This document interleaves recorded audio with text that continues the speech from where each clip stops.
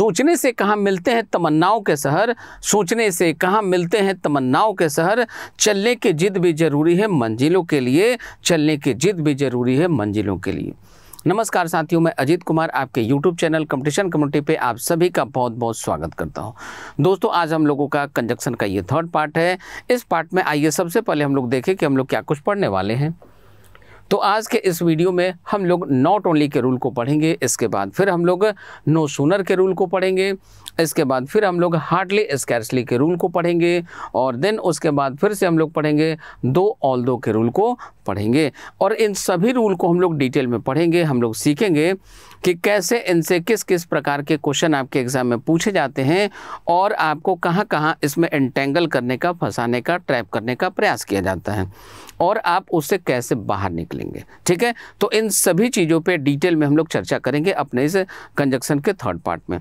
इसके पहले हम आपको याद दिलाते चले कि इसके पहले हम लोगों ने कंजक्शन पार्ट 1 और पार्ट 2 को कवर किया है।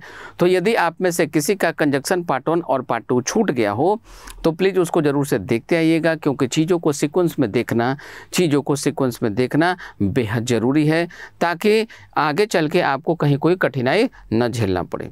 ठीक है, कहीं कोई कन्फ्यूज़न ना होने पाए, क्योंकि आगे चल के चीज़ें कहीं एक दूसरे से रिलेट करेगी। और कई बार तो ऐसा भी होता है कि हम जानबूझकर इंटेंशनली आगे जो भी पढ़ते हैं उसके क्वेश्चन को जब हम लोग सॉल्व करते हैं तो उसमें पीछे के कुछ क्वेश्चन को हम इंटेंशनली कभी कभी डाल दिया करते हैं। ठीक है, तो इसके लिए आपको सभी चीज़ों को सीक्वेंस में देखने की ज़रूरत है। आइए हम लोग आज के अपने इस वीडियो सेशन को शुरू करते हैं और देखते हैं कि आज का हमारा पहला कॉन्सेप्ट क्या है। तो आज का हमारा पहला कॉन्सेप्ट है नॉट ओनली।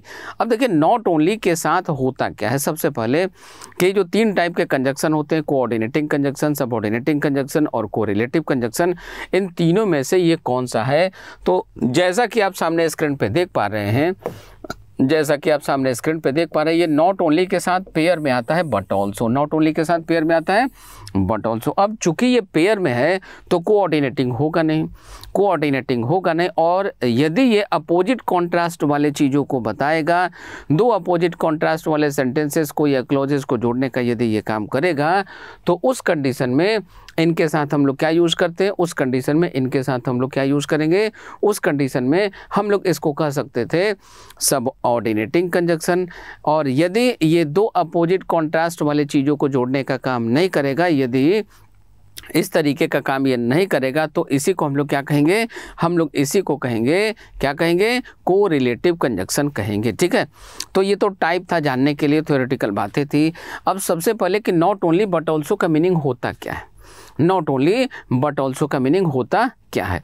जैसे आप कुछ एक मूवीज़ को देखेंगे तो कुछ मूवीज़ में आप देखेंगे कि जो हीरो है उसकी यदि शादी होती है तो एक उसकी घर वाली है और एक उसकी बाहर वाली है। ठीक है, तो वो जो इंसान है न सिर्फ घर वाली के साथ रहता है बल्कि बाहर वाली के साथ भी रहता है। बातें समझ में आ रही है, न सिर्फ इनको बल्कि उनको भी लाइक करता है। बात समझ में आ रही है।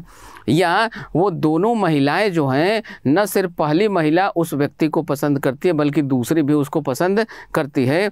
तो न केवल ये बल्कि ऐसा भी, इस प्रकार के सेंस को व्यक्त करने के लिए हम लोग यूज़ करते हैं नॉट ओनली बट ऑल्सो। अब इसको ध्यान से सीखिएगा कि ये कितने फॉर्मेट में पूछा जाता है, और फिर उसके बाद हम आपको सिखाएंगे कि जब ये इसके फॉर्मेट आप सीख जाएंगे तो उसके बाद फिर हम आपको सिखाएंगे इसके एरर को आप सॉल्व करते कैसे। तो सबसे पहले हम लोगों ने इसके मीनिंग को सीखा। ठीक है, अब देखिए, क्वेश्चन को बनाने के लिए हम लोगों के लिए सबसे पहले जरूरी है कि जो नॉट ओनली बट ऑल्सो का कॉन्सेप्ट है ये कितने फॉर्मेट में अपने एग्जाम में देखने को मिलता है। आइए इन 3 फॉर्मेट की हम चर्चा करते हैं। हम यहाँ पे आपको 3 फॉर्मेट बताएंगे, क्योंकि 3 ही फॉर्मेट आपके एग्जाम में दिखाई पड़ते हैं। 3 के अलावा आज तक आपके किसी भी एग्जाम में, भारत में आयोजित होने वाले किसी भी एग्जाम में चौथा फॉर्मेट आपको दिखाई नहीं पड़ा। तो आइए सबसे पहले हम यहाँ पे देखने का प्रयास करते हैं। ये देखिए, ये रहा नॉट ओनली के साथ क्या आता है। तो नॉट ओनली के साथ पहला कंडीशन कि ये बट ऑल्सो एक साथ दिखाई पड़ेगा।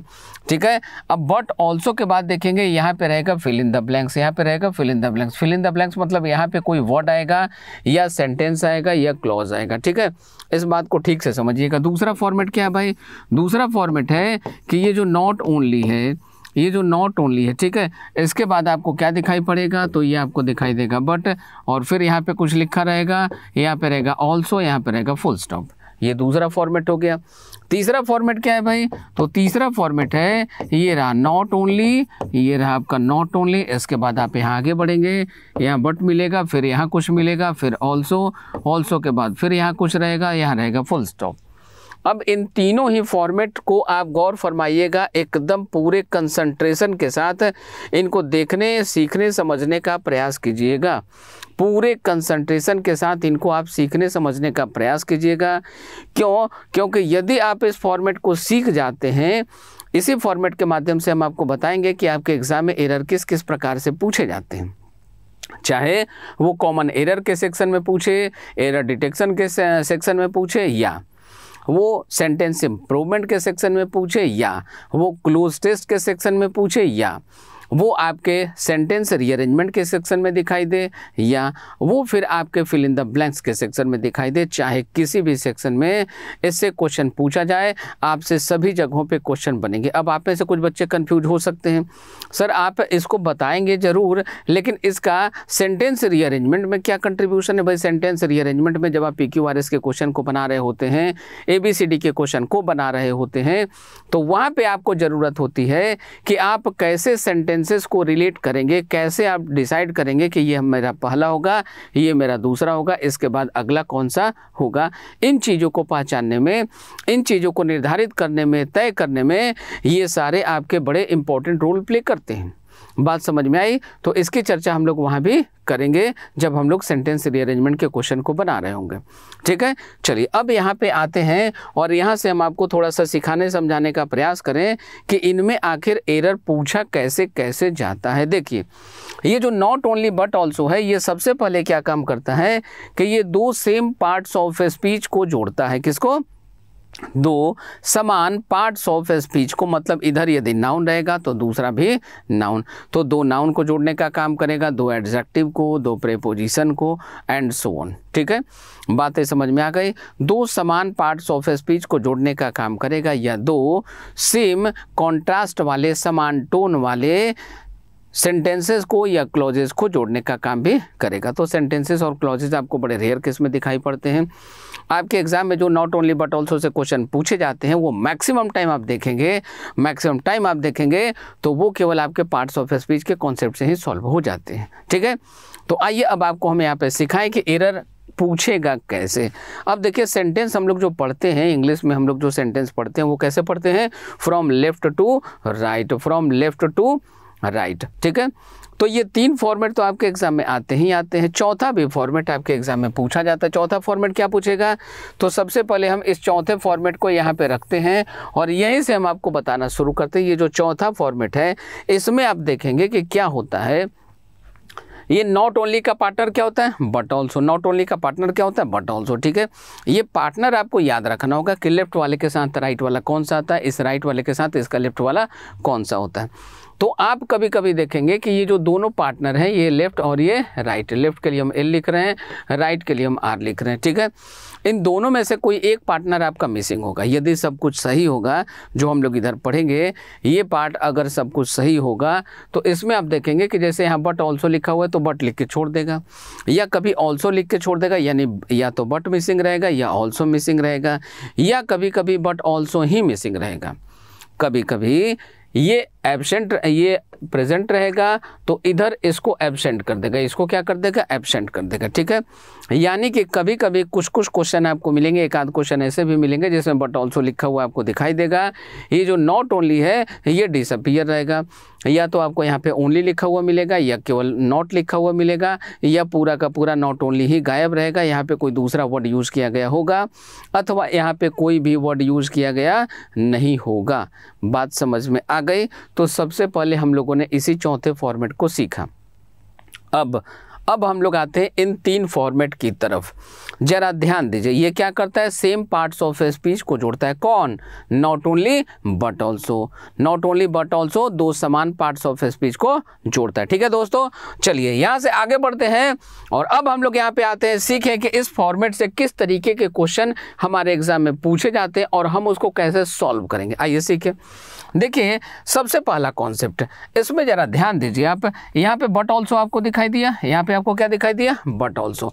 यहाँ पे भी आपको क्या दिखाई दे रहा है, बट ऑल्सो। यहाँ पे बट ऑल्सो के बीच में कुछ ना कुछ सेंटेंस, क्लॉज, कुछ ना कुछ आपको लिखा हुआ दिखाई देगा, कोई ना कोई वर्ड आपको लिखा हुआ दिखाई पड़ेगा। ठीक है। यहाँ ये तीसरे फॉर्मेट में हम लोग देख रहे हैं, बट के बाद भी यहाँ कोई वर्ड आएगा, ऑल्सो के बाद भी यहाँ कोई वर्ड आएगा। अब इस प्रकार के प्रश्नों में हम लोग इनमें पूछे जाने वाले एरर को कैसे सॉल्व करेंगे, इसका आखिर कॉन्सेप्ट क्या है जिसका यूज़ करके अपने एग्जाम में किसी भी टाइप का क्वेश्चन पूछा जाएगा। चलिए शुरू करते हैं यहाँ से हम लोग पढ़ना। यहाँ पे देखिए, ऑल्सो के बाद कुछ ना कुछ आएगा, ऑल्सो के बाद कुछ ना कुछ लिखा हुआ मिलेगा। यहाँ भी देखिए, ऑल्सो के बाद आपको कुछ ना कुछ लिखा हुआ दिखाई पड़ेगा। यानी कि पहले और तीसरे सेंटेंस में, पहले और तीसरे कंडीशनल में आप इन दोनों कंडीशन में देखिएगा कि ऑल्सो के बाद यहाँ पे कोई ना कोई वर्ड आपको लिखा हुआ दिखाई पड़ेगा, कोई ना कोई वर्ड आपको लिखा हुआ दिखाई पड़ेगा। ठीक है दोस्तों, अब देखिए इस सेकंड वाले पैटर्न में ऑल्सो के बाद कुछ भी लिखा हुआ दिखाई नहीं पड़ेगा, इसके पहले ही बट और ऑल्सो के बीच में ही जिस किसी भी वर्ड को आना है वो यहाँ पे लिखा हुआ दिखाई देगा।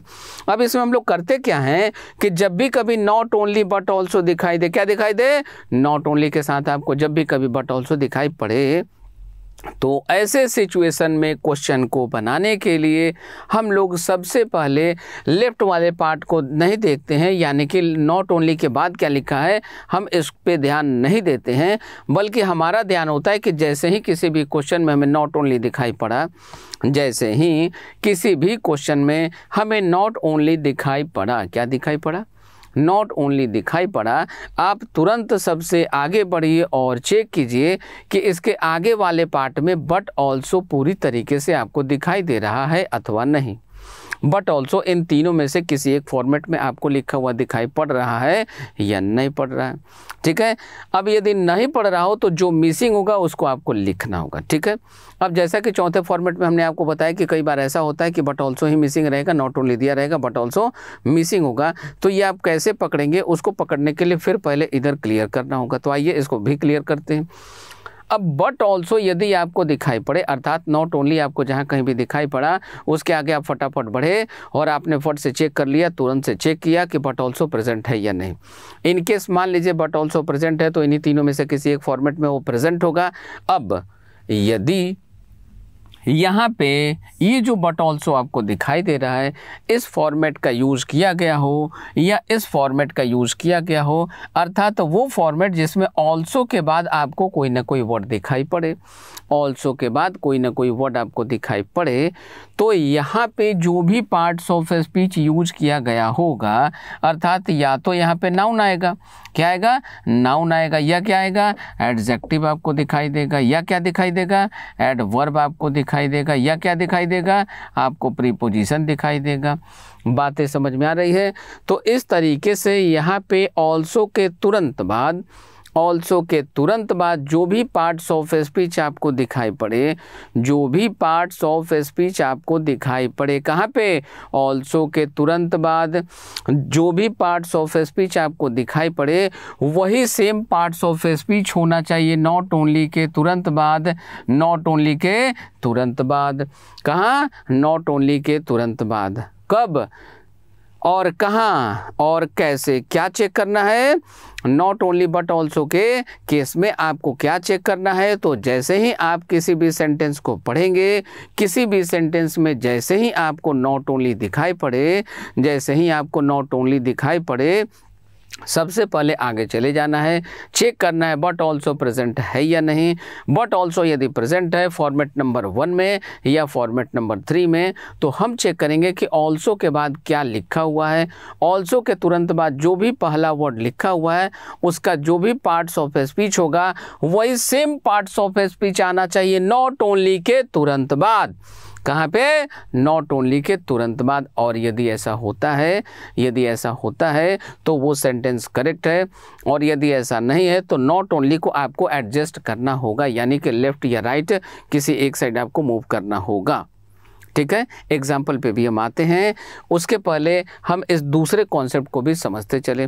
यदि किसी क्वेश्चन में आपको नॉट ओनली दिखाई पड़ा, क्या दिखाई पड़ा आपको, ये नॉट ओनली दिखाई पड़ता है, आप आगे बढ़ते हैं और आपको बट ऑल्सो का ये फॉर्मेट दिखाई पड़ता है जिसमें ऑल्सो के बाद कोई वर्ड है ही नहीं, क्योंकि ऑल्सो के तुरंत बाद क्या है, फुल स्टॉप है। क्या है, फुल स्टॉप लगा हुआ है। तो ऐसे सिचुएशन में आप इस प्लेस पे चेक करेंगे, कहाँ पे, यहाँ पे चेक करेंगे।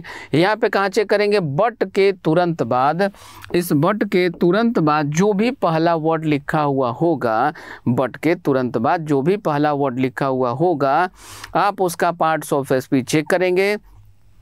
और यहाँ पे जो भी पार्ट्स ऑफ स्पीच आया होगा, जो भी पार्ट्स ऑफ स्पीच यहाँ पे लिखा हुआ होगा, वही सेम पार्ट्स ऑफ स्पीच आना चाहिए नॉट ओनली के तुरंत बाद। कहाँ आना चाहिए, नॉट ओनली के तुरंत बाद आना चाहिए। यदि ऐसा है तो ग्रामर में कहीं कोई गलती नहीं है, और यदि नहीं है तो फिर से इस नॉट ओनली को आपको एडजस्ट करना होता है। एडजस्ट करना यानी कि उसको थोड़ा लेफ्ट या थोड़ा राइट में मूव करना होगा, ताकि दोनों जगहों पे सेम पार्ट्स ऑफ स्पीच आ सके, दोनों जगहों पे सेम पार्ट्स ऑफ स्पीच आ सके। अब तक तो ये था थ्योरेटिकल बात। ये बातें सुन के समझ के आपको बहुत ज़्यादा क्लियर नहीं हुआ होगा। ये थ्योरेटिकल पार्ट आपको समझ में आ गया कि किस किस तरीके से एरर पूछे जाते हैं। अब आते हैं सीधा हम लोग क्वेश्चन की तरफ। तो सीधा लेकर चलते हैं हम आपको क्वेश्चन की तरफ, और यहाँ से हम लोग शुरुआत करते हैं क्वेश्चन की। यहाँ से हम लोग देखना शुरू करते हैं कि किस तरीके से आपके एग्ज़ाम में पूछे जाने वाले क्वेश्चन को हम लोग सॉल्व करेंगे, किस तरीके से आपके एग्ज़ाम में पूछे जाने वाले क्वेश्चंस को हम लोग सॉल्व करेंगे। आइए इस क्वेश्चन से शुरुआत करते हैं। सबसे पहले इस क्वेश्चन को यदि हम पढ़ना शुरू करते हैं दोस्तों, हम आपको ये भी बताते चले, आप में से कई बच्चों का ये आशा रहता है कि सर ये जो पूरा का पूरा सेंटेंस लिखा है ना, सबका पूरा हिंदी मीनिंग बता दीजिए। ठीक है, बता सकते हैं, बड़ा आसान सा काम है। देखिए, हम आपको ये मान के पढ़ाते हैं, हम आपको ये मान कर पढ़ाते हैं कि आप में से ऐसा अगर कोई कमज़ोर कैंडिडेट है जो हिंदी मीडियम का है, जिसकी इंग्लिश बहुत ही ज़्यादा ख़राब है, कमज़ोर है, ऐसा बच्चा भी आपके एग्ज़ाम में पूछे जाने वाले क्वेश्चन को कैसे बना सकता है, ऐसा बच्चा भी कितने कॉन्फिडेंस के साथ आपके एग्ज़ाम में पूछे जाने वाले क्वेश्चन को बना सकता है। तो हमें हर उस बच्चे के लिए काम करना है। ठीक है, ऐसा कैंडिडेट जिसकी इंग्लिश ठीक हो तो सब समझ ही जाता है, ऐसा कैंडिडेट जो थोड़ा बहुत वीक हो, एवरेज टाइप का, वो भी इसका हिंदी मीनिंग निकाल लेगा।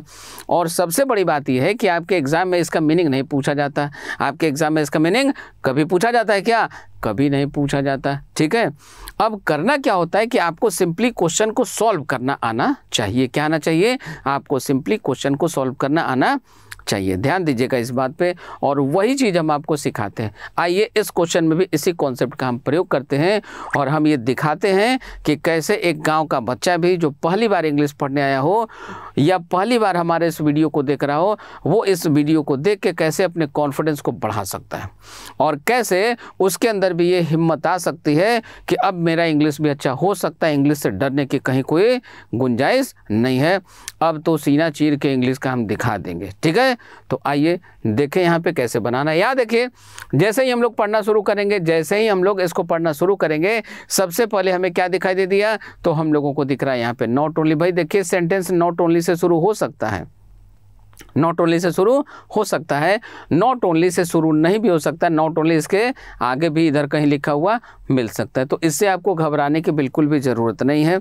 सेंटेंस को चेक कीजिए और सेंटेंस में देखिए नॉट ओनली है या नहीं है। तो जैसे ही यहाँ पे हमें दिखाई दिया कि नॉट ओनली प्रेजेंट है, नॉट ओनली प्रेजेंट है, तो हमने आपको क्या बताया, आगे बढ़िए, ढूंढिए बट ऑल्सो कहाँ पे है, आगे बढ़िए, ढूंढिए बट ऑल्सो कहाँ पे है। तो आगे चलते हैं और सबसे पहले हम लोग बट ऑल्सो को ढूंढने का प्रयास करते हैं। ये देखिए, ये मिला बट, ये मिला ऑल्सो। ऑल्सो के आगे कुछ लिखा है कि नहीं, लिखा है भाई। क्या लिखा है, लिखा है वुंडेड। क्या लिखा है, वुंडेड। अब वुंडेड में देखिए ईडी लगा हुआ है।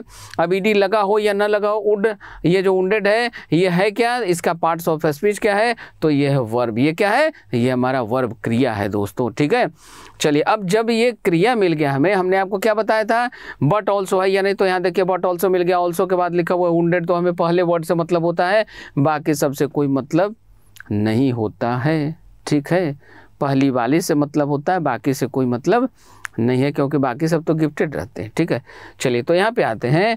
तो ये रहा हमारा पहला वर्ड जो है वर्ब। अब ये यदि वर्ब है तो हमें नॉट ओनली के तुरंत बाद क्या चाहिए था, कोई ना कोई वर्ब चाहिए था। क्या चाहिए था, कोई ना कोई वर्ब चाहिए था। ठीक है, कोई ना कोई चाहिए, आपने सुना होगा। तो कोई ना कोई वर्ब हमें चाहिए। ठीक है, अब वो सेकंड फॉर्म में हो, थर्ड फॉर्म में हो, किसी फॉर्म में हो, हमें इसे कोई मतलब नहीं है। सेम फॉर्म भी मिल जाए तो ये और अच्छी बात है, सेम फॉर्म ना मिले तो हमें कोई टेंशन नहीं है। अब फिलहाल ये कौन से फॉर्म में है, तो ये यहाँ आपको दिखाई दे रहा है वर्ब के सेकंड फॉर्म में। कौन से फॉर्म में, सेकंड फॉर्म में दिखाई दे रहा है। ठीक है, चलिए तो हमने आपको क्या बताया था, यहाँ पे आप देखिए नॉट ओनली के तुरंत बाद यहाँ कोई वर्ब है क्या, नहीं है। यहाँ क्या लिखा है, आर्टिकल द लिखा है। क्या लिखा है, आर्टिकल द लिखा। उसके बाद क्या है, तो रॉबर से, रॉबर क्या है, नाउन है। मतलब कि ऑल्सो के बाद लिखा हुआ था वर्ब, ऑल्सो के बाद क्या लिखा था, वर्ब लिखा था। और नॉट ओनली के बाद क्या लिखा है, नॉट ओनली के बाद इधर नाउन प्रेजेंट है आर्टिकल के साथ। तो यहाँ पे हो गई दोस्तों गलती। क्या हो गई, गलती हो गई, सेंटेंस गलत हो गया। ठीक है, बात समझ में आ रही है, दिल गलती कर बैठा है। ठीक है, चलिए तो गलती कर बैठा है तो करेक्शन भी कर बैठेगा। आइए अब करेक्शन करवा ले। तो इस कंडीशन में हमने क्या बताया था, यदि नॉट ओनली के बाद same parts of a speech present नहीं है, नॉट ओनली के तुरंत बाद यदि सेम पार्ट्स ऑफ स्पीच उपलब्ध नहीं है, तो ऐसे सिचुएशन में आपको क्या करना होगा, ऐसे सिचुएशन में आपको नॉट ओनली को एडजस्ट करना होगा, यानी कहीं ना कहीं दाएं या बाएं उसको खिसकाना पड़ेगा। और खिसकाना किस कदर से है, तो आइए इसको भी सीखें। इस कदर आपसे हमको प्यार हो गया। क्या हो गया, प्यार हो गया। तो आइए हम लोग भी थोड़ा सा प्यार मोहब्बत कर लें। अब आइए यहाँ पे हम लोग सीखते हैं। जरा ध्यान दीजिए, ये रॉबर्स क्या है, रॉबर्स क्या है भाई, तो रॉबर्स है नाउन। ये देखिए रॉब्ड, ये क्या है, ये हमारा वर्ब। ये क्या है, ये है हमारा वर्ब। क्या है ये, तो ये है हमारा वर्ब है। ठीक है अब चूंकि ये वर्ब है, क्या है, चूंकि ये वर्ब है, चूंकि ये क्या है, ये है हमारा वर्ब, तो नॉट ओनली को यदि हम यहाँ पे लिखे रॉब्ड के ठीक पहले लिख दें तो हमारा काम हो जाएगा, क्योंकि तब पार्ट्स ऑफ स्पीच सेम हो जाएगा। यानी कि ऑल्सो के बाद वुंडेड वर्ब और रॉब्ड के पहले, यानी कि यहाँ पे अगर नॉट ओनली आ जाएगा तो नॉट ओनली के तुरंत बाद इधर वर्ब, ऑल्सो के तुरंत बाद इधर वर्ब, यानी दोनों जगहों पे पार्ट्स ऑफ स्पीच सेम हो जाएगा। बात समझ में आ रही है।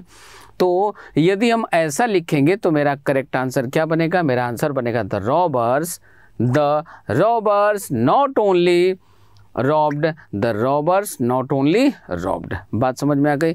अब चूंकि ये सेंटेंस इंप्रूवमेंट का क्वेश्चन है, किसका क्वेश्चन है, सेंटेंस इंप्रूवमेंट का क्वेश्चन है, तो सेंटेंस इंप्रूवमेंट में हम लोगों को क्या करना होता है, एप्रोप्रिएट या करेक्ट ऑप्शन हम लोगों को चूज करना होता है।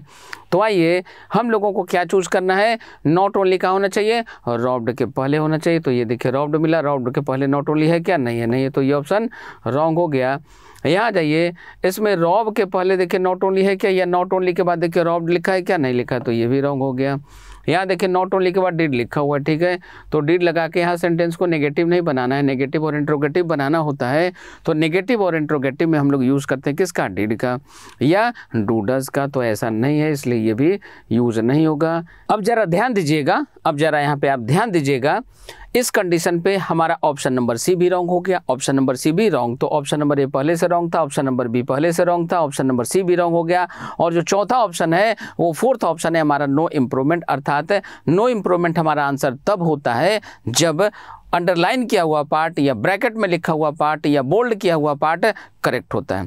जबकि हम लोग यहाँ पे देख पा रहे हैं कि अंडरलाइन किया हुआ पार्ट जो सेंटेंस इंप्रूवमेंट का पार्ट है ये ऑलरेडी कैसा है, पहले से ही गलत है। ठीक है, चलिए तो अब इसको करेक्ट करने के लिए हम लोगों को क्या करना होगा, तो नीचे जो भी ऑप्शन हम लोगों को दिखाई दे रहे हैं, जो भी ऑप्शन हम लोगों को यहाँ पे गिवन है, इन्हीं ऑप्शंस में से किसी एक ऑप्शन का यूज करके हम लोगों को अपना आंसर चूज करना होगा। तो सबसे पहले इसकी तो पॉसिबिलिटी ही कैंसिल है, क्योंकि ये मेरा आंसर हो ही नहीं सकता। अब दूसरे एंगल से देखें, नॉट ओनली के बाद हमें क्या चाहिए था, वर्ब चाहिए था। यहाँ देखिए नॉट ओनली के बाद कोई वर्ब है क्या, नहीं है, तो इसकी भी संभावना दूर दूर तक खत्म हो गई। चलते ऑप्शन नंबर ए में। ऑप्शन नंबर ए में देखिए नॉट ओनली के बाद डिड, यहाँ वर्ब दिखाई तो दिया, हमने क्या बोल रखा था, तो हमने पहले से आपको समझा रखा है कि नॉट ओनली के बाद कोई ना कोई वर्ब आए, चाहे उसका फॉर्म कुछ भी हो, लेकिन कोई ना कोई वर्ब हमें चाहिए, ठीक है। तो यहाँ डिड है, ये हो सकता है। अब जरा देखिए ऑप्शन नंबर सी में नॉट ओनली के बाद देखिए ये डिड यहाँ भी लगा हुआ है, अर्थात ये भी हो सकता है। तो ए भी हो सकता है, सी भी हो सकता है। अब हमें ये तय करना होगा कि दोनों में से एग्जैक्टली कौन सा ऑप्शन मेरा पूरी तरीके से करेक्ट है। आइए सीखते हैं। यहाँ देखिए डिड लगा हुआ है, डिड के साथ ये वर्ब का सेकंड फॉर्म लगा हुआ है, तो डू डज डिड के साथ, डू डज डिड के साथ वर्ब का कौन सा फॉर्म आता है, वर्ब का फर्स्ट फॉर्म आता है। देखिए हम यहाँ पे लिख भी देते हैं, ये डू डज और डिड, डू डज और डिड, इन तीनों के साथ वर्ब का कौन सा फॉर्म आता है, फर्स्ट फॉर्म आता है। इसलिए ये वाला जो पार्ट है ये क्या हो गया, रॉन्ग हो गया। तो अब ऑप्शन नंबर ए भी दूर दूर तक इसकी पॉसिबिलिटी समाप्त हो गई। ऑप्शन नंबर सी को चेक कर लें, क्या ये सही है अथवा नहीं है।